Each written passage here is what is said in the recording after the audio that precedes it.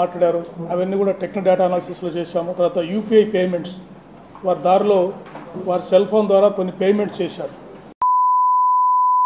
Pastor Praveen గారు దీనిపై దగ్గర 18 రోజులుగా చర్చ అయితే జరిగింది. చివరిగా పోలీసులు అయితే ఇది హత్య కాదని సెల్ఫ్ యాక్సిడెంట్ అని నిర్ధారించడం జరిగింది. దీనిపై ఎవరు ఎలాంటి డౌట్లు రైజ్ చేయకుండా పోలీసులు అయితే ఎక్స్ప్లెయిన్ చేయడం జరిగింది. అసలు దీని వెనుకున్న నిజాలు తెలుసుకుందాం. ఈ కేసును ఆంధ్రప్రదేశ్ పోలీసులు చాలా సీరియస్గా తీసుకొని దీన్ని ఇన్వెస్టిగేషన్ చేయడం అయితే జరిగింది. చాలా రకాల కోణాలు పరిశీలించిన తర్వాత పూర్తిగా నిన్ననైతే ప్రెస్ మీట్ పెట్టి ఈ కేసుపై పోలీసులు పూర్తిగా నిజాలు అయితే వెల్లడించడం జరిగింది. తర్వాత ఐ విట్నెసెస్ ఇప్పుడు జర్నీలో వారు హైదరాబాద్ నుంచి బయలుదేరింది రాజమండ్రి వచ్చేంత వరకు కూడా ఒక పెట్రోల్ బంక్లో పెట్రోల్ పోయించుకున్నారు. ఏపీ పోలీస్ డిపార్ట్మెంట్ అయితే ప్రవీణ్ పగడాల గారు హైదరాబాద్ నుంచి రాజమండ్రి వచ్చే ముందు వరకు దగ్గర 600 సీసీ కెమెరా ఫుటేజ్తో పాటు యూపీఐ పేమెంట్స్ను మెర్జ్ చేసి ఒక కూలంకషమైన నిర్ధారణ అయితే చేయడం జరిగింది. అసలు ఏం జరిగిందంటే మార్చి 24 పొద్దున 11 గంటలకు తన రాయల్ ఎన్ఫీల్డ్ మీద హైదరాబాద్ నుంచి రాజమండ్రికి అయితే బయలుదేరారు. అప్పటికి ప్రవీణ్ పగడాల గారి ఫ్రెండ్ ఒకరు చెప్పడం జరిగింది, ఎందుకు నువ్వు బైక్ మీద వెళ్తున్నావని. రిస్క్ అని చెప్పినా వినకుండా లోకల్లో ఎక్కడైతే రాజమండ్రిలో కొంత భూమి ఉంది దాని గురించి అక్కడ లోకల్లో తిరగడానికి పగడాల గారికి ఇబ్బంది అవుతుందని ఈ బైక్ మీద అంత దూరమైన వెళ్ళారు. 11 గంటలకు హైదరాబాద్ నుంచి బయలుదేరిన ప్రవీణ్ పగడాల గారు దగ్గర 3 చోట్ల మద్యం అయితే కొనుగోలు చేశారు.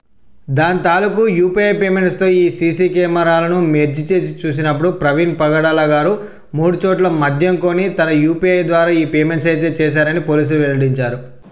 వారి దారిలో వారి సెల్ ఫోన్ ద్వారా కొన్ని పేమెంట్స్ చేశారు. అవి కూడా చూసాము. ఆయన హైదరాబాద్ నుంచి బయలుదేరిన కొద్దిసేపటికే జగ్గయ్యపేట టోల్ గేట్ వద్దకు రాగానే కొద్దిగా మిస్ అయిపోయారు. అక్కడనే పెద్ద యాక్సిడెంట్ జరిగేది. దగ్గర 600 సీసీ కెమెరా ఫుటేజ్తో ఈ కేసును పూర్తిగా విచారించారు.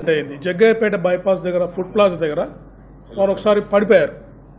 First accident. నెక్స్ట్ బస్సు వాడు ఆర్టీసీ బస్సు వాడు లక్కీగా అలర్ట్గా ఉండడంతో వారికి అక్కడే చాలా పెద్ద ప్రమాదం తప్పింది. పడిపోయిన తర్వాత చాలాసేపు అలాగే ఉంటే స్టాఫ్ ఫుడ్ ప్లాజా స్టాఫ్ వచ్చారు. వాళ్ళు వచ్చి వారికి ఏమన్నా కావాలా, ఎలా పడ్డారు ఏంటని వారికి సహాయం చేశారు. సహాయం చేసిన తర్వాత వారు ఒక 2-3 మినిట్స్ అక్కడ స్పెండ్ చేసిన తర్వాత మళ్ళీ వారి జర్నీని వారు రెజ్యూమ్ చేశారు. మొదటి యాక్సిడెంట్లోనే ఆయన ఎక్కడైతే జగ్గయ్యపేట దగ్గర తన బైక్ స్కిడ్ కావడంతో హెడ్ లైట్ పగిలిపోయిన ఇండికేటర్తో దగ్గర 70 కిలోమీటర్ స్పీడ్తో హైవే మీద స్పీడ్గానైతే పోవడం అయితే జరిగింది. హైదరాబాద్ నుంచి రాజమండ్రికి వచ్చే క్రమంలో రాజమండ్రి కొంచెం ముందు పెట్రోల్ బంక్ ఆపోజిట్లో ప్రవీణ్ పగడాల గారు అయితే స్లిప్ అయిపోయి పడి తనంతట తానే సెల్ఫ్ యాక్సిడెంట్ చేసుకొని మరణించారు. Accident spot Nayara petrol bunk చూడండి. ఇప్పుడు చూడండి, స్పీడ్గా పోతున్నా కూడా క్లియర్ కట్గా గ్యాప్ కనిపిస్తుంది మనకి. స్లైడ్ అయిపోయారు. ఇక్కడ నుంచి వారు స్లోగా పక్కకి వెళ్ళిపోవడం జరిగింది. అప్పుడు చూడండి, వారు స్లైడ్ అవుతున్న టైంలో వెనకున్న వెహికల్కి వారికి డిస్టెన్స్ మీరు అబ్జర్వ్ చేశారు కదా, లాట్ ఆఫ్ 70 కిలోమీటర్ల స్పీడ్తో వస్తున్న ప్రవీణ్ పగడాల గారు అయితే దగ్గర రాజమండ్రి దగ్గరికి చేరుకోగానే రోడ్డు పక్కన గ్రావెల్ అంటే కంకరం ఉండడంతో అక్కడ స్కిడ్ అయి పడిపోయి తనంతట తానే సెల్ఫ్ యాక్సిడెంట్ చేసుకొని చనిపోయారని పోలీసులు అయితే నిర్ధారించడం జరిగింది. దీనికి సాక్ష్యాధారాలు జోడించి ఎలాంటి బండి అతన్ని గుద్దలేదు. ఎందుకంటే ఏదైనా బండి కనుక డాష్ ఇచ్చి ఉంటే ఖచ్చితంగా దానికి సంబంధించిన కలరు ఈ రాయల్ ఎన్ఫీల్డ్ మీద ఉండేదని పోలీసులు అయితే చెప్పడం జరిగింది.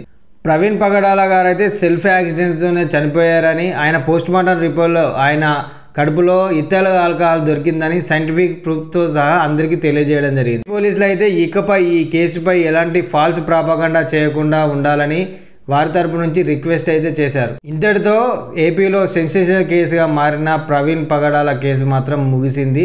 మరో ఇంట్రెస్టింగ్ వీడియోతో మళ్ళీ మీ ముందు వస్తాను. This is Vamsikrishna signing of.